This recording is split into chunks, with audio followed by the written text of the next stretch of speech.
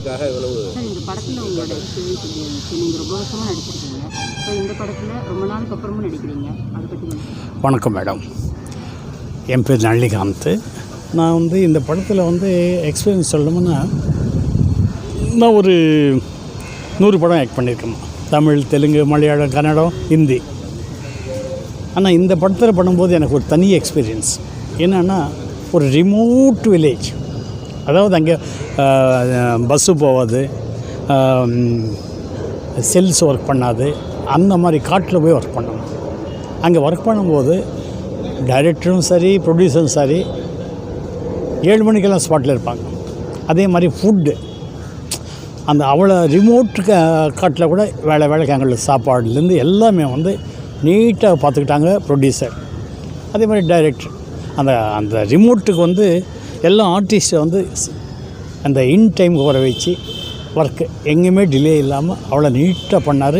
இது ஒரு சின்ன ப்ரொடக்ஷன் பண்ண முடியாது, மிகப்பெரிய ப்ரொடக்ஷன் தான் இதை வந்து ஹேண்டில் பண்ண முடியும்.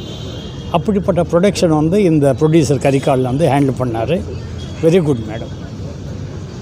என்ன மாதிரி கதை சார் இது? ஒரு லைனில் சொல்லணும்னா, ஒரு சியான்களுக்கு ஏதாவது ஒரு ப்ராப்ளம் வந்துச்சுன்னா அந்த ப்ராப்ளத்தை வந்து சால்வ் பண்ணுறதுக்கு பசங்க இல்லை பொண்ணுங்க இல்லைன்னா அவங்க கதி என்ன, இதுதான் மெயின் தாட். அதை நாங்கள் வந்து ரொம்ப டீட்டெயிலாக சொல்ல முடியாது. இதுதான் மெயின் தாட். ஒரு சியான்கள்னால் வயசானவங்க, அந்த வயசானவங்களுக்கு ஒரு ப்ராப்ளம் வந்துடா கை கொடுக்கறதுக்கு பசங்க பொண்ணுங்களே இல்லைன்னா வாட் அபவுட் தேர் லைஃப்? நீங்கள் எந்த மாதிரி ரோல் பண்ணியிருக்கீங்க? நான் இதில் வந்து ஒரு இந்த 7 பேரில் நான் ஒருத்தன். அந்த 7 பேரில் நான் ஒருத்தன் வந்து என்ன வந்து எனக்கு ஒரு ஆசை இருக்கும். அந்த ஆசையை வந்துட்டு என்னன்னா, வில்லேஜில் இருக்கும்போது அந்த ஆசை வந்து அவ்வளோ சீக்கிரமாக நிறைவேறாது. அதே ஆசை சிட்டியில் இருக்கும்போது அந்த ஆசை இந்த ஒரு ஃபிங்கர் டிப்ஸில் ஓடிடும். எனக்கு எதாவது பிடிக்குமா, எனக்கு பீஸா பிடிக்கும், அப்படி நான் போய் பீஸா சாப்பிடுவேன் 5 நிமிஷத்தில். ஆனால் அதே பீஸா வந்து வில்லேஜில் சாப்பிட முடியாது.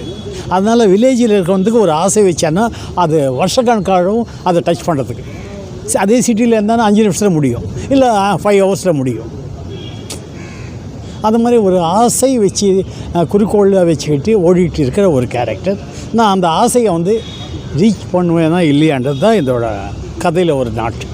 இப்போ கூட நடிச்சிருக்கவங்க எல்லாருமே புதுசாக நடிக்கிறவங்க இல்லை, எல்லாருமே அங்கங்கே ஒரு எக்ஸ்பீரியன்ஸ் இருக்குமா. எல்லாருமே சில பேர் சீரியல் நடிச்சிருக்காங்க, சில பேர் படங்களில் நடிச்சிருக்காங்க. எல்லாருமே வந்து அங்கே என் கூட நடிக்கும்போது எனக்கு அவங்கள பழக்கம் இல்லை. என் கூட நடிக்கும்போது எல்லாருமே வந்து பக்காவாக நடிச்சுட்டு இருக்கும்போது எனக்கு ஆச்சரியமாச்சு. புதுசான்றாங்க, என்ன எவ்வளோ எக்ஸ்பீரியன்ஸாக நடிக்கிறாங்கன்றது வாட்ச் பண்ணேன்.